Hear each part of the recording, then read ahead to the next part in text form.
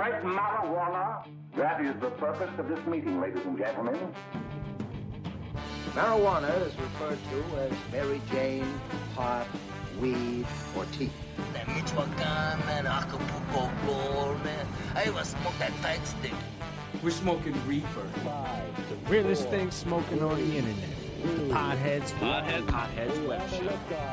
Welcome, ladies and gentlemen. It's 4:20 on a Weed Wednesday, and you are in the Cypher with the Podheads. I'm your Commander-in-Chief, Frank the Tank, and as always, I'm hanging with my very best buds, JB Perez. Yeah, what's up, buds? JB Perez in the Cypher with the best buds. We're at the Podheads Web Show here on YouTube, WJHM102jams.com, everywhere you get your podcast.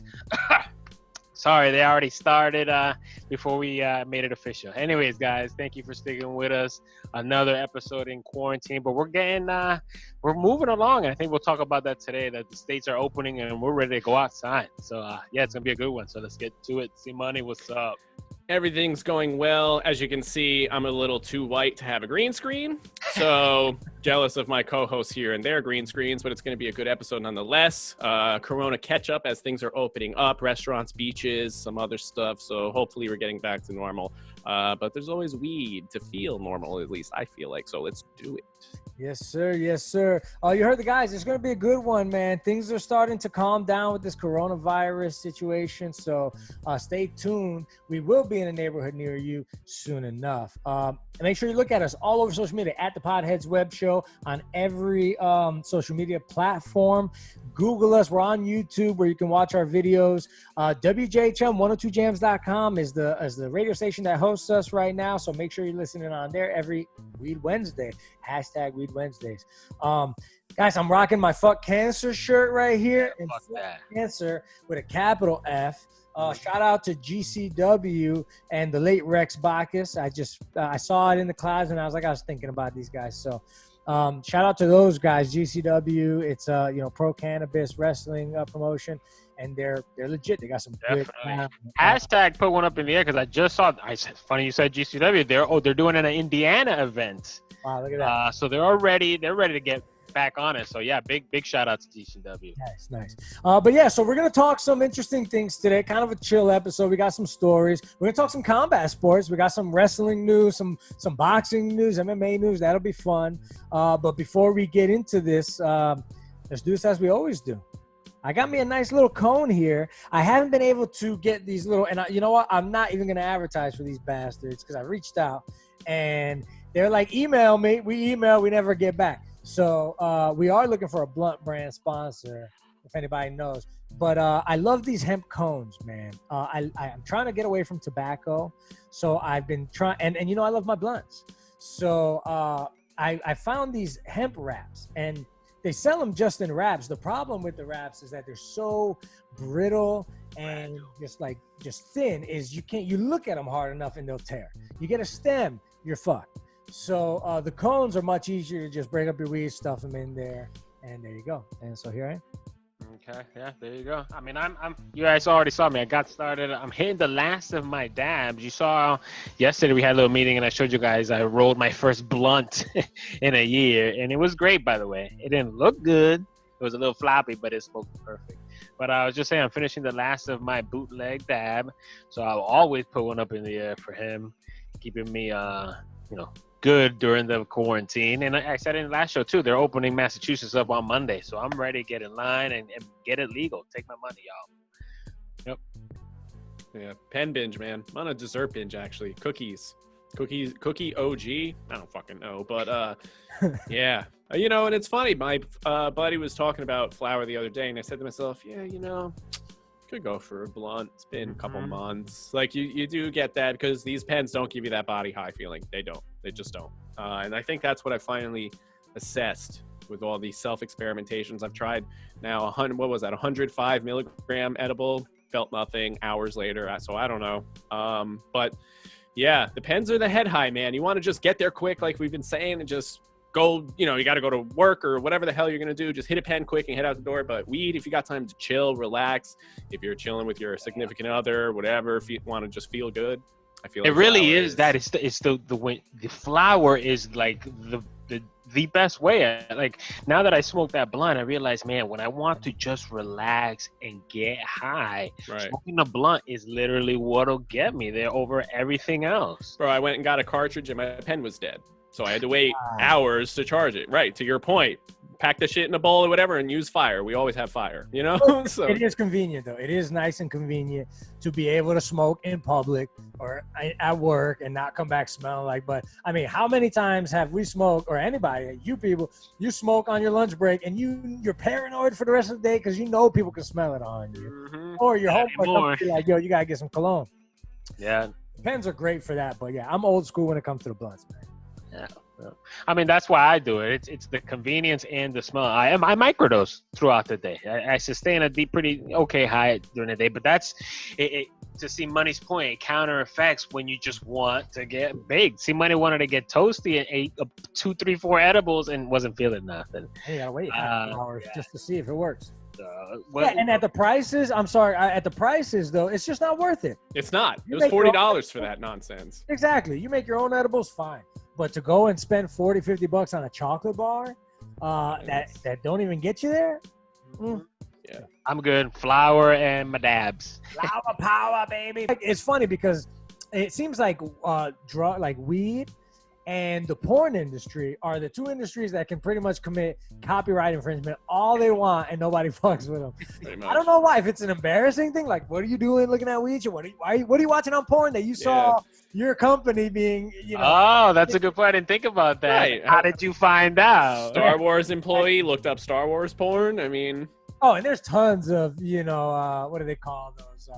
Oh yeah, those parodies. Parodies. I've watched some. Of course there are. Ahsoka Tano. Ahsoka's my shit, man. Ahsoka Tano. I Wow. love Ahsoka. I love Star Wars. I didn't know. Not too many people know about that unless you watch the Clone Wars. I've had since that character was in existence. I've had like a nerd crush on that character. Yeah. That. Weird. I don't know. Pretty funny. All right. With the crazy hair.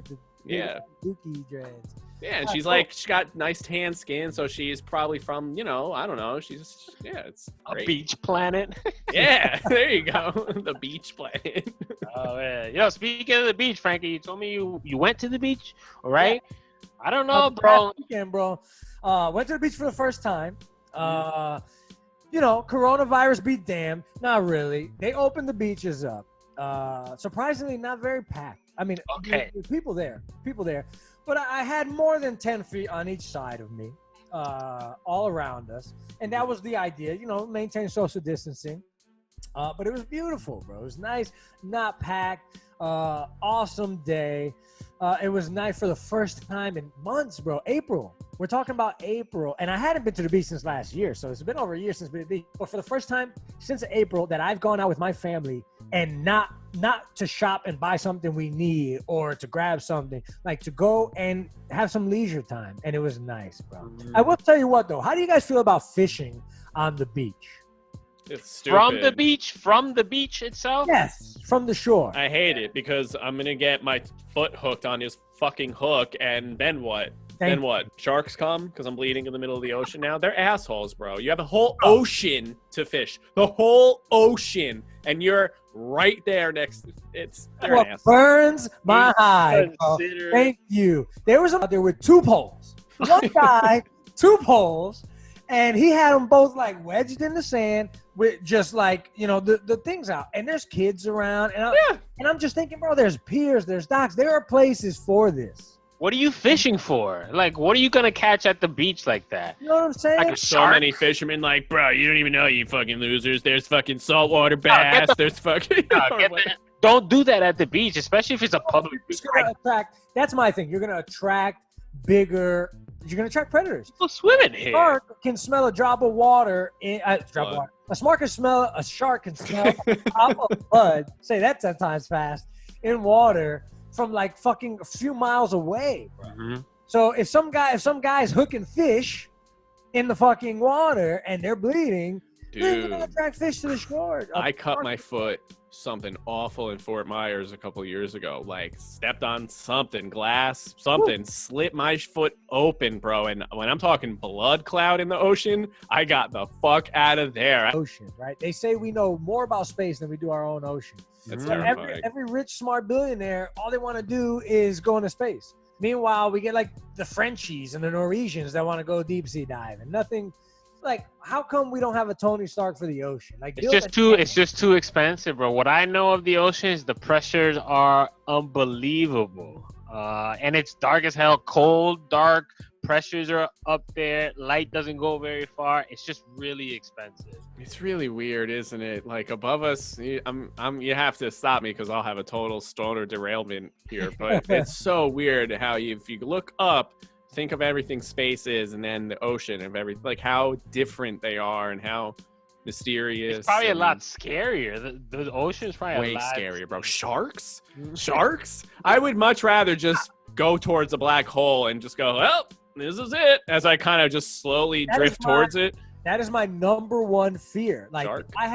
people have your fear of dying in certain ways. You know, fear of falling off a building, being murdered. My number one fear is a fucking shark attack. If there's one thing on this planet that Frank the Tank is afraid of, right here, is a fucking shark attack, bro.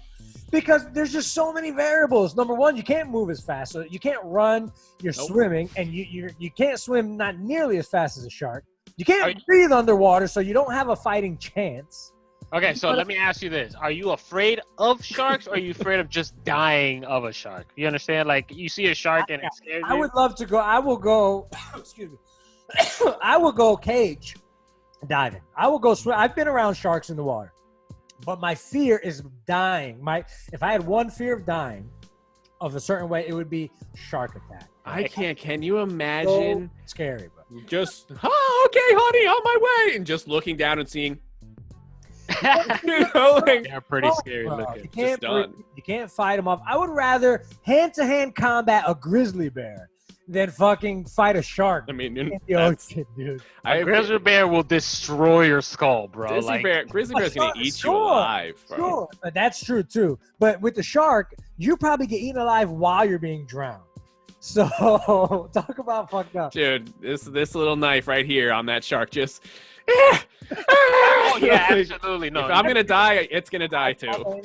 I'm gonna thumb his eyeballs out. Thumb those eyeballs out. Summon the strength of Poseidon for the dolphins to come help me. And if one of you dies by a shark, I become the shark punisher and I start killing all sharks. Check it out. Excessive and persistent fear of sharks is termed galleophobia. So Frank the Tank has a small case of galleophobia. Guys, we're at the Podheads Web Show. Thank you for watching. Subscribe here on YouTube. We love you guys. We'll be right back.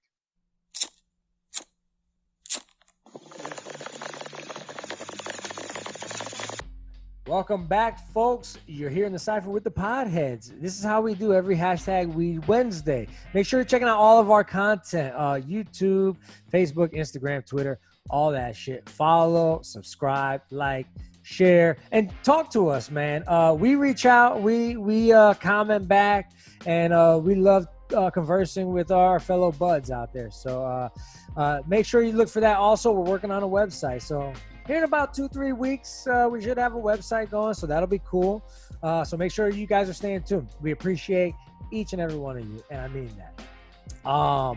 Anyway, guys, some news, some sad news. Well, it's bittersweet, right? Sports is kicking up, man.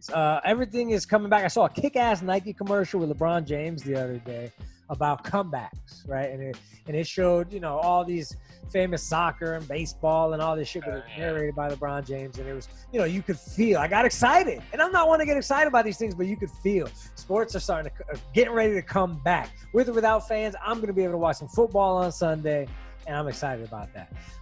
But the sad news. I'm a wrestling fan. You know, I like WWE ever since I was a kid. I'm a little bit of a mark. Somebody that a lot of people don't really know, might not have heard of, but I do want to give a shout out. Shad Gaspard. This guy was a wrestler, I can't remember his name as a wrestler, but he was part of a tag team group called Crime Time.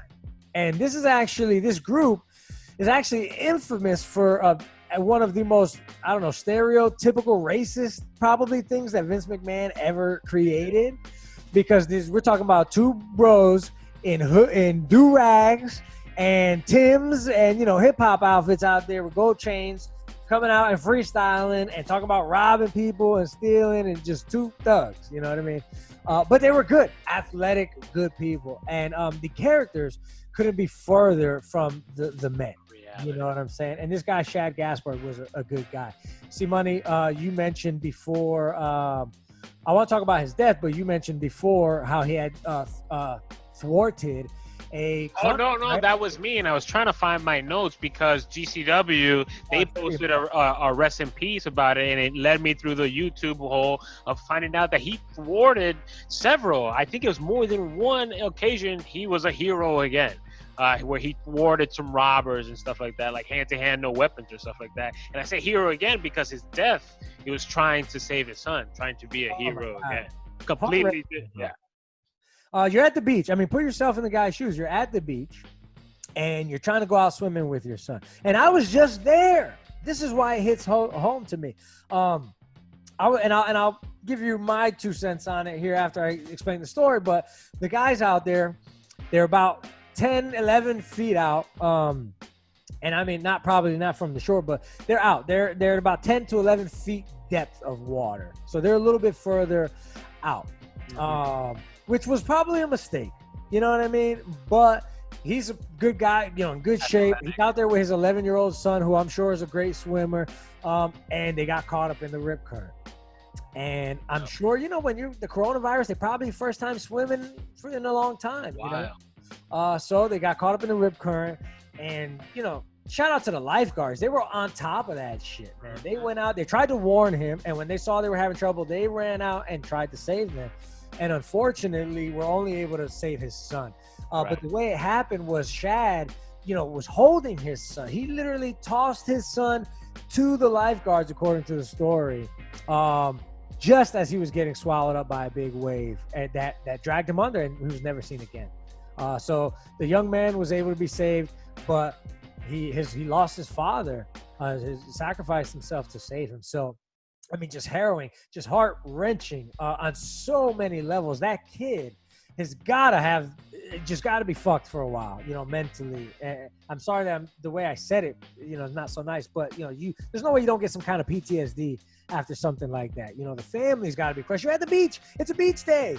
You know what I'm saying? Like that, yeah. And all of a sudden, wait, what happened? Where? Yeah, rip currents are notorious. That you almost, once you get caught, it's almost, unless you're a lifeguard type of swimmer, and you know how to swim, like parallel to it, I think is the technique. Yeah. And everybody instinctively tries to swim back through it. It'll never ever. I never forgot that, and it's frustrating to hear when people die in that, because I thought that it was known knowledge that you're supposed to let it take you wherever it does. Until it's calm, right? Yeah, it could be a mile out, but it is what it is. I remember Worst Case Scenario, that show on Fox or something back in the 90s. That show taught you that, and I remember that all the way back from that, bro. You're supposed to let it take you out and then swim parallel to shore until you're not in it anymore. That's the lifeguards were honest. He said the lifeguards, so the lifeguards would have known, right? You lay there back, and you kind of just gotta go. But that's to Frank's point, dude. 10, 11 feet, dude. Fuck that. I'm never going that deep again. I'm a bit of a vagina, I guess. I don't know if we can have that in there, but 10, 11 feet, you can't see down there. Fuck that, dude. I was again, like I was saying, I was just at the beach with my kids, and I had my 8-year-old with his life vest on, and I had my finger bandaged up, so I didn't want to get in the water. Like, I didn't want to get my hand in the water. So I was at about waist depth with my little one. And so my 8-year-old, he's running around, but I was completely aware of the fact that he's getting further from me. And he's just jumping and hitting waves, but little by little, the current is pulling him out. And I kept having to call to him and at 1 or 2 times I had to go and drag him back to me closer because I could see the ocean slowly pulling him further and further out. And he wasn't even noticing, you know, and I was just almost a moment of panic. Meanwhile, my 15-year-old, he's boogie boarding probably about 20 feet from me further into the water, you know, where the waves are hitting a little higher. And so I'm, you know, trying not to panic, you know, I'm trying to like keep an eye on both of them. But I'm thinking to myself, man, you know, I got to call my older one in, because if it starts dragging him, there's no way I'm getting to him in time. Yeah, it totally sucks. And I think it's just, I can place myself, God, that sucks, in his shoes, and just, it got me. My instinct is panic, right? It's panic. And his last hero move was to save his son, like the true hero he was. It sucks that we were like, damn, you should have done this, should have done that. But ultimately, I think many of us would have perished in the same exact thing, because we don't know. I mean, we don't know.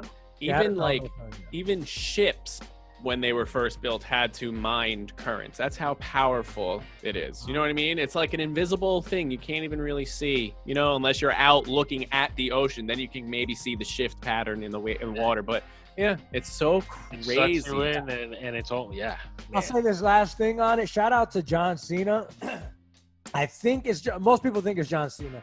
The family of Gaspard started a GoFundMe. One of the unfortunate things about wrestling, especially in previous generations, is it was hard to save money for those guys. They didn't have a lot of medical benefits. They didn't get paid very well. So most wrestlers of days old aren't millionaires. Gaspard's family started a GoFundMe to help pay for funeral expenses. And a donor under the name of CTC Rip donated $40,000. Now, this is I don't know how much these guys were asking for, but a decent funeral, 10, 20 grand. You know what I mean? Yeah. This one guy donates 40 grand. And he put CTC Rip.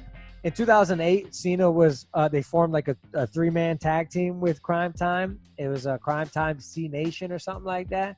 So a lot of people are thinking it was John Cena that donated 40 grand. But just either way, whoever it was, big ups, man.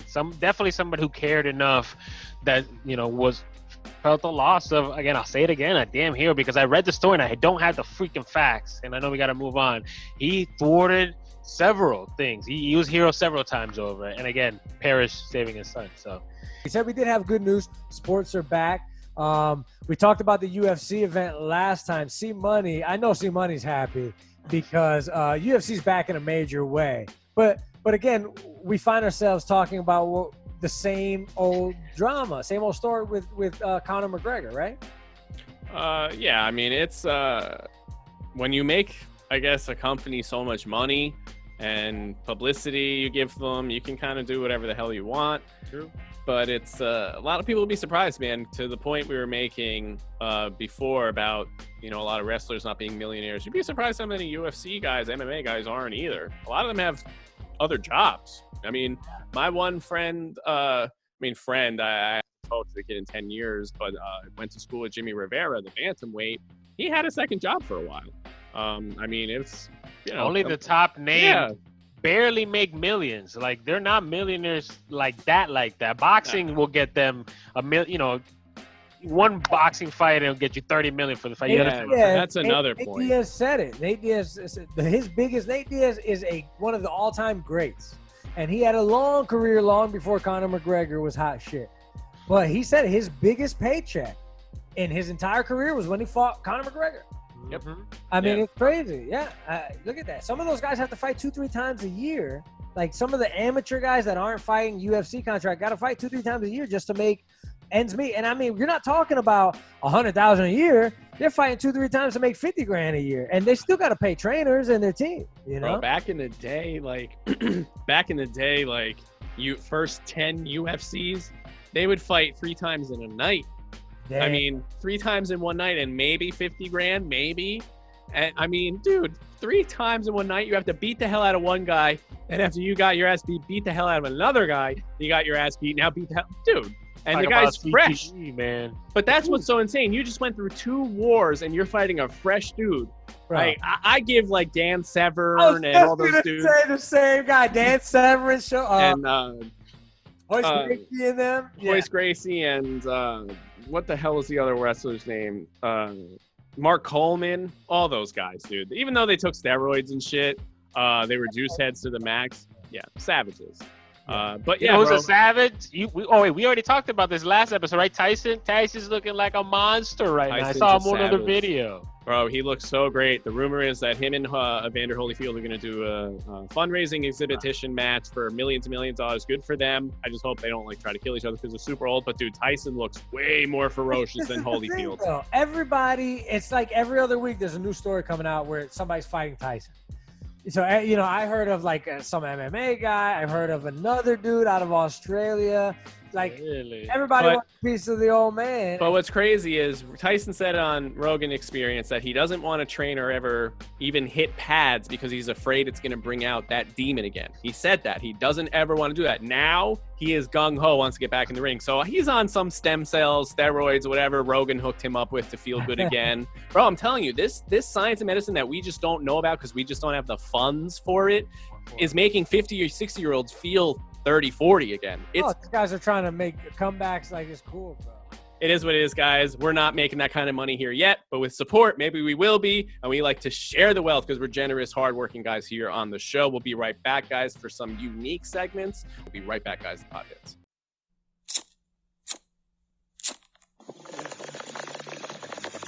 And you're back in the Cypher with the Potheads, guys. Thank you for sticking with us. Subscribe to YouTube. Hit us up on all the social media spots at the Potheads Web Show. Communicate. We'll definitely talk back, guys. Keep it with the show, guys. It's my turn to do hashtag the drug screening. So let's get right to it. Did you ever see Son of a Woman? Yup. You ever seen Son of a Woman on weed?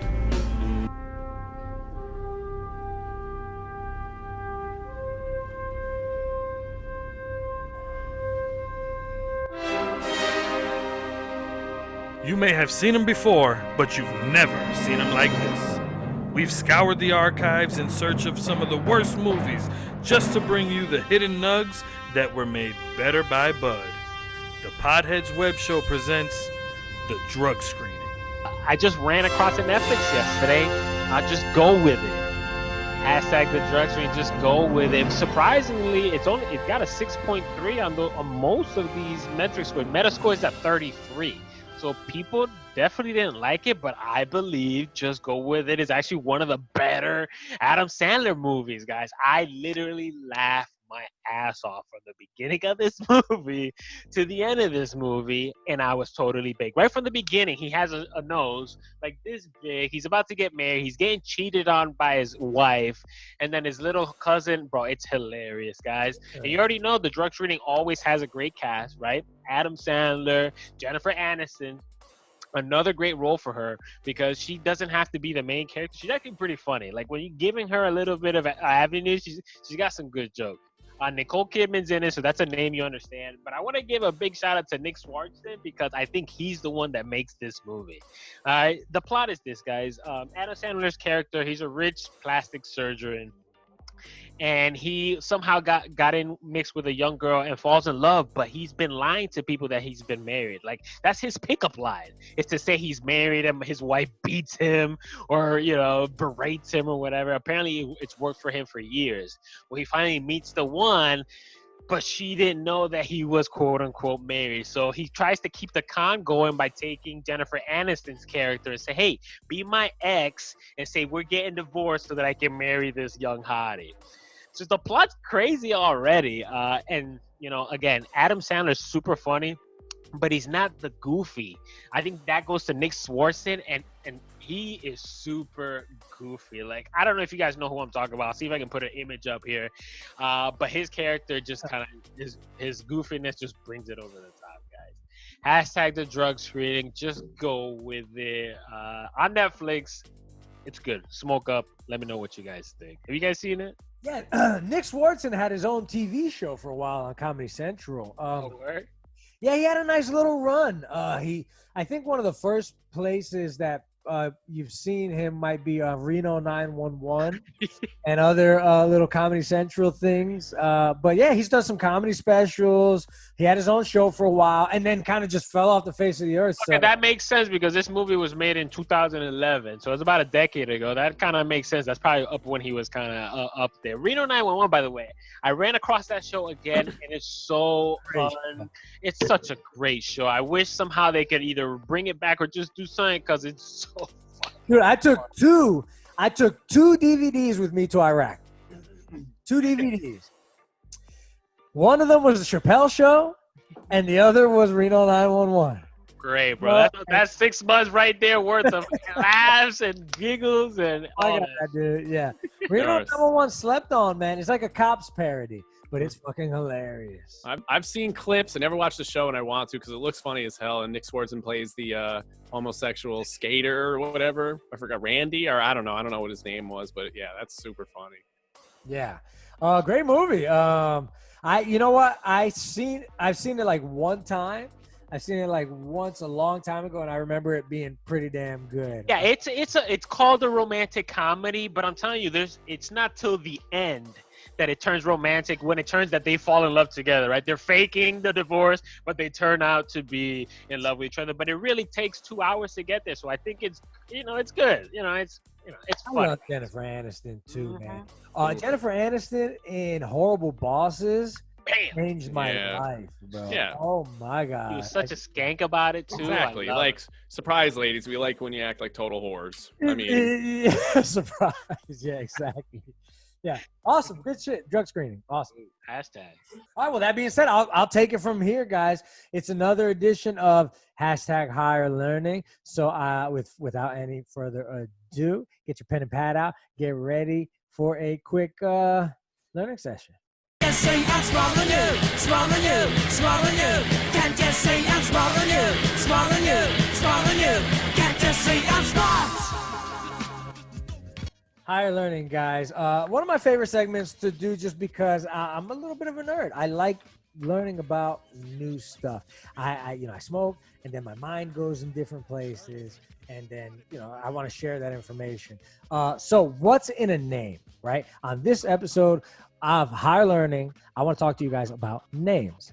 What's in a name? I always feel like, have you ever met somebody and found that they look like their name? Their name? Yes. You look like a Bill, right? You There's look a like bunch of Karens running around. Karen, yes.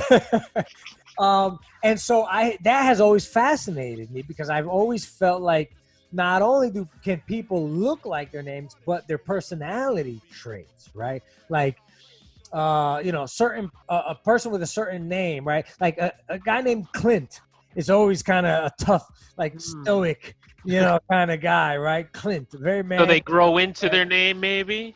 Well, that's some studies suggest that, right? Some girls, right? Becky. What kind of personality do you think a girl named Becky has, right? Maybe ditzy. Right. She's a bitch. The only Becky I ever knew, she was a total bitch. I think it's a bitchy name. Susan is a very, like, proper. Yeah, Susan. Jenna, she's a whore. Thank you, right? Amanda. No, sorry, but I have not met a single sophisticated Amanda in my life, bro. Every Amanda I've ever met has always been the same. Every Ruth. Every Ruth I don't think I've ever met a Ruth. I don't travel to fucking. I don't. It sounds like a name from like Great Britain or some shit. Ruth. Well, according to some research that I've done and multiple scientists, there's just something called the Dorian Gray effect. All right, and the Dorian Gray effect comes from an Oscar Wilde novel, and it's named after the main character, who kind of, I guess, grows into he doesn't age, but an image of him ages as he gains more wealth and lives in more excess. And it's kind of an interesting story. But anyway, Dorian Gray effect suggests that people attribute personalities and even facial features based on their name. Like they almost grow into it. our physical traits impact how other people perceive us and how we perceive ourselves based on our names. It's crazy. So basically like this. Hebrew University in Jerusalem decided to do a test whether stereotypes and labels based on the Dorian Gray effect have any Real effect. real effect on physical appearance, right? And what they found is that it does, bro. Let me see what this says. Previous studies shown that a baby's looks have little influence on the chosen name. Their study says our given name is our very first social tagging, right? They said each name has associated characteristics, behaviors, and a look, and as such, it has a meaning and a shared schema within society. So, like, just like we said, a Karen or a Ruth, because society kind of perceives people to be that way. We pick up on these things. For instance, a Rose, a woman named Rose, they wrote, might be more inclined to grow her hair longer and be more prissy and wear more dresses, as opposed to a woman named Alexandra, who might go by Alex in short, which is more masculine, might be more of a tomboy. So they gotta fill the role, maybe a subconscious, like, I gotta live up to the name. There's stuff, dude. I believe in stuff like that. I believe in, what are they called? The zodiac stuff too. If you're an Aries, if you're things like that, you know, that has to be. It sets a precedent to your behavior and such. At a rate of about 28%, this Jerusalem study was able to pick people's faces based on their names. And I mean, they had many control. I won't bore you with the details, but you know, I think they had about a less than a 20% accuracy just guessing. That jumped up to 28% based on just, okay, this could be one of these names, and it's this person based on their face.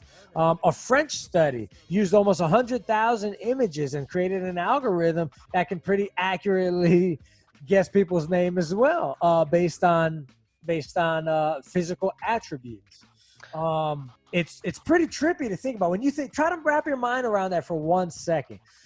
Your given name at birth shouldn't have any effect on how you look at all. Or how you act, but it does. It has a lot. You know what? Now that I'm thinking about this now, that's the Native Indians would give their children these names, because they wanted them either to live up to the characteristics of vicious bear or smart turtle or whatever. I don't mean no disrespect, but that's my point. So I think there is something to that, not just now because they're doing it. Like your parents give you a beautiful name because that's the spirit they want to give you, right? And you sort of kind of live up to that. I'm with it. Some parents really shaft their kids, man. You name your kids some and it goes shit. the other way too. But yeah, I mean, if my name was Arnold or Doug, and I Googled, Arnold, what's going to pop up? Schwarzenegger is going to pop. The first thing is going to pop up. Doug Funny, Doug Benson, Doug. So yeah, absolutely. So let me give you guys real quick some quick facts that I got from Psychology Today and some more of my research that just mind-blowing. According to these studies, using marriage records from several United States censuses, over a 10-year study, they found that researchers found that people were disproportionately more likely to marry someone whose last name was similar to their own. There's similar letters. Just the spelling. But just, similarities right there. That's pretty crazy. Political contributions, and I think that makes sense. During the 2000 presidential campaign, researchers found that people whose last names began with B were more likely to contribute to the Bush campaign, whereas those beginning with G were more likely to contribute to the Gore campaign. Yeah, bro, I believe that. One study in baseball found that players whose first or last names began with K, which stands for strikeouts in baseball, right, were more likely to strike out than others. In another study, students whose first or last names began with A's or B's earned higher grades than students whose last names began with C's. You gotta live up to it, baby. It's weird. What's in a name? A lot more than you think. Little mind-blowing. I believe in all. We gotta go to break, guys. We'll be right back, guys. It's a simulation. The potheads.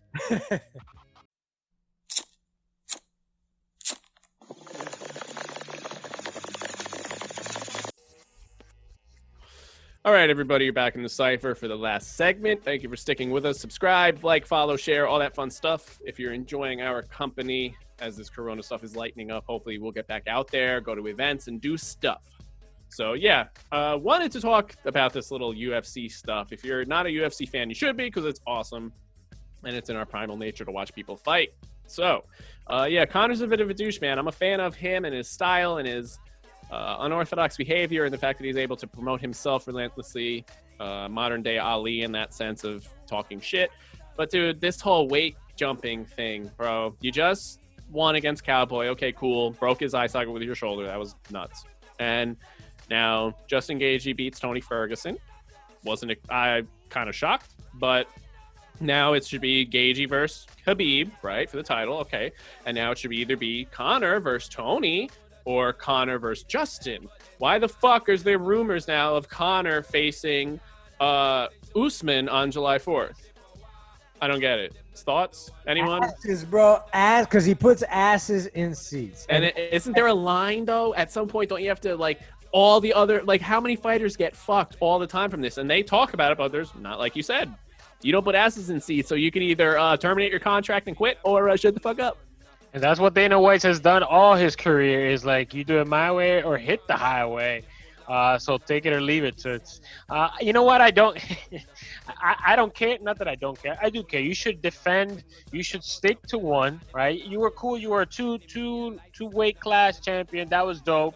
Okay. But this 3 weight class thing situation now is just, stupid. Now, like, it was cool the first time, but now it was like, nah, it's dumb. What I have a problem with Conor McGregor, he was on Twitter saying he was the best ever. I know he's being a troll, but he himself, I mean, Spider, I actually tweeted him back. John Jones tweeted him back. Like, he went full on troll, and he got a lot of hate for it. So it's he might be losing a little bit of that magic. He's definitely losing a little bit of the magic. He wants to fight Floyd again, of course, to make that money. Make that money, 100 million. I won't watch that. Well, I'll beat Floyd. He said that based on what he's learned and now training, that he got gas and that he could beat Floyd. No, I don't think that's. I'll watch it, but I ain't gonna pay for it. I think Conor McGregor. I used to hate Conor McGregor, but then there's something about a guy that, if you could back up all the shit you're talking, then after a while I can only. He was broke, dude. Yeah, exactly. So you got to respect that, but at the same time, the skipping the line shit, just basically saying, oh well, I'm just gonna pick whoever I want to fight. You know, I think that the champion decides who he wants to fight. You know, now, if it's up to the champion, who are you going to fight? The guy who deserves, or the guy who's going to get you $1 million payday? Mm-hmm. And that's what they're all going to go for, because we talked about earlier in the episode. These guys don't have the $1 million paydays that even normal boxers may have regularly. Conor McGregor is one of those guys, so he's feeling himself. And again, I'm not hating in the sense that, he came from nothing. He deserves everything, right? He worked hard for it. He deserves it all. But once you're up at that level, all right, you're at this level, bro. Now you got to do it the right way. No matter where you came from, no matter what you've done, you can't be skipping lines just because you're Conor McGregor. It's weird, right? It's weird that it's not the champion, like Mortal Kombat style, going like, you fight me, you're not worthy. It's the company going, here, fight him because we said so. And so I was getting Dana White. They're not giving that. Boxing had a problem with this. Like, they don't follow their own damn rankings. Like, you're doing the exact same thing. Well, no, here's the thing. Here's what I agree with you, but in some ways I don't. The problem with boxing is that you had fighters that would go an entire career and not fight anybody. And I don't mean like literally, I mean not fight nobody worth fighting. Yeah. You know what I mean? And then you end up with, 50, 60 wins and shit. And it's like, it's not worth it. The thing I do like about the UFC is that they put together good fights. Sure. They, especially in that last one that they did not the last one, but that big one they did with where we heard it, where the world fucking discovered Gaethje or whatever his name is. But they put together guys who at least seem to be equally matched and should put on for good fights. In boxing, you don't always see that. So I like that in that sense. But again, when you have a guy who transcends the sport, unfortunately, we're talking about Conor McGregor. He transcends UFC. He has made the UFC billions. Let's be honest, because the UFC was worth what, $4 billion a few years ago? If even that. Now Could we say that Conor McGregor had a little something to do with that? Maybe. It definitely had something to do with the UFC getting bought out. When the Fertitta brothers split, I mean, it was just the Fertitta brothers and Dana. That was it. And they would make the fights. Now, since there's, 100 people involved, now, like, one of the guys from Chili Peppers owns a share, and this, it's so strange. Like, if you actually Google who owns part of the UFC, it's a bunch of celebrities and other things. It's strange. But now you have to, there's now a board that you have to appeal to. It's not just you, the Fertittas, and Conor in a room. Okay, asshole, you can't ever do that again. Don't throw the dolly through the fucking window, blah, blah.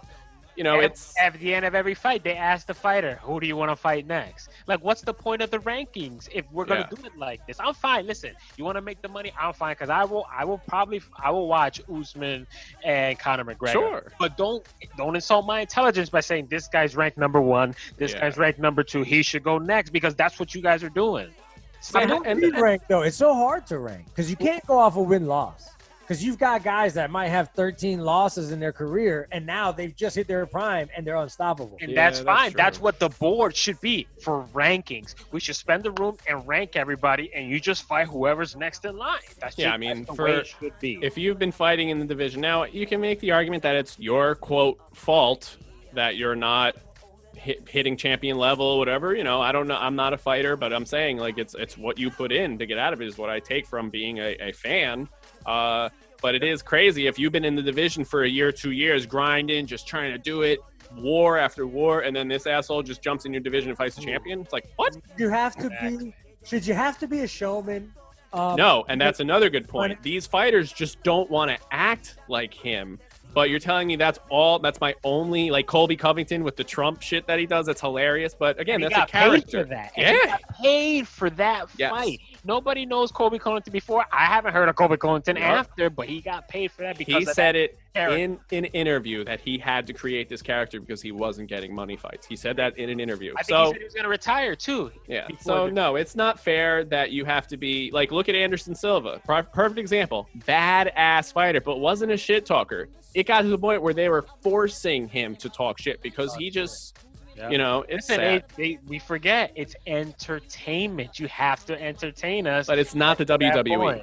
But there is something to that. Sure. Like we like that shit. Like we like that back talking. Whether it's fake or every time after a fight they hug and kiss hands, and we forget all about it. But we want the build up. Oh, he said that. Oh, he said that. He wants to beat his ass. Here, take my money. Personal, yeah, it's personal. Money. But that's the thing. Isn't that what this is? Doesn't that go against everything that they kind of stand? Well, that's the argument with martial arts. Martial arts was never about shit talking. That's my point. So if it's supposed to be about the skill, about the art, and now you don't want to pay anybody for being good at that. I mean, you get incentives for fight of the night, submission, knockout, all that other stuff. But I mean, it's almost like you can't just be a good fighter and make money. You have to have a gimmick, or you have to talk some shit. And I don't think that's really fair. Again, you have to have a gimmick or a saying or something. Look at Derek Lewis with My Balls Was Hot. He sold those T-shirts and stuff. So now he's making money off those T-shirts, but he's a funny guy. Colby Covington with the whole Trump MAGA thing. This dude's probably a Democrat. Like, who knows? You know what I'm saying? But it's Conor, and again, he just talks mad shit. And then you have, like, again, Anderson Silva, some of these Brazilians who just, they're not about that. Or some of the Chinese or Asian fighters, again, they're not about that either. But then you have but they want that paycheck though. Yeah. If you want to do karate, then don't ask for the $1 million fight. So it's capitalism, right? Mm-hmm. It's capitalism. We're not going to stop the guy who's going to put asses in seats from talking shit and being a dick. You can do the same thing. Everybody, you got a mouth. You have just as much the ability to make money to make as much as Conor McGregor. If you talk shit. You. Right. Yeah. So I don't know. So final word on it. I mean, do you want it? Should it be allowed or should it not? I think. Is it good for the UFC or is it bad for you? I'm fine. I'm fine with the fighters getting paid, whatever they're gonna get paid. Like working for their money is what I'm saying. Okay, I'm fine with that, but don't insult my intelligence by saying this guy's ranked number 1, and but now number 4 is gonna fight just because he's more popular. He talks better, like he's a better showmanship. Okay, make it WWE. If you want it to be WWE but UFC, make it that. Like, who can talk shit better? Yeah, that's the fight I want to see. Let's make that fight. He'll take millions and millions of dollars. You two just got paid. Well, that was like the BMF belt, right? They just took the 2 shit talkers, Masvidal And I and was Diaz. fine with Yeah, that. it was And awesome. I was fine with that. And if you're the other side where you want to be a mixed martial art artist, you can't complain. You can't, because you are trying. It's the money. If you just want to do karate, go to the Olympics. There's outlets for that. There's outlets to keep everything sane and safe and stuff like that. But this is a little bit WWE, a little bit entertainment. I want to be entertained. Let's do some shit talking. So if you're gonna do it, go all the way. Don't half-asses. Especially in America. In America, we drink beer. We like shows. Yeah, we don't like that quiet crap. I mean, in Pride in Japan, it was dead silent in that arena. I'm surprised we still have women walking around in bikinis and shit. And I'm not saying I mind at all. I'm just surprised, with all the feminism and as far as we've come as a nation, I'm just surprised that that part of that aspect is still a thing. I tell you what, card girls, bro, that is the biggest joke. Card girl anymore, you know what I mean? It's just so unnecessary if you think about it. It is unnecessary, but they're not going to take away from it because we're a bunch of guys. No, in the stadium, you can look at them. You're like, yeah, they're hot. I wonder how the female fighters feel about it. How do you feel about cheerleaders? What's the point of cheerleaders in NFL games? I think it's stupid as fuck. They're supposed to keep the fans entertained during break. Thank you. Thank you. Same thing. The ring girl do dances and gymnastics, and if they brought on and there's guys involved too, bro. You're talking about one hot chick or a few hot chicks walking around holding up a sign that everybody can clearly see from the damn Titan truck. I feel like it's an excuse. You could take the cheer. At halftime, you could take those players off and put on little leaguers, and people would rather watch that than the cheerleaders. And I just wonder what the women involved in these sports feel about it. Call me a feminist. I don't know. We're feminists here on the Podheads, guys. So tell your girlfriends to follow us. Reach out to us on social media too. No. Anyway, guys, that's a wrap. We got to go. We're out of time. Thank you for following us. Thank you for watching. Share this episode with your friends and family. Comment. Tell us how you feel. What do you think about what we're talking about? We want to know. At the Podheads Web Show on everything. At Podhead Frank, your commander-in-chief. It's been a blast, guys. No, I'm out. At Podheads Web Show, y'all. Thank you so much. See you next time. See money. Yeah, buddy. Subscribe on YouTube, guys. Until the next time, stick with us, guys. Yeah.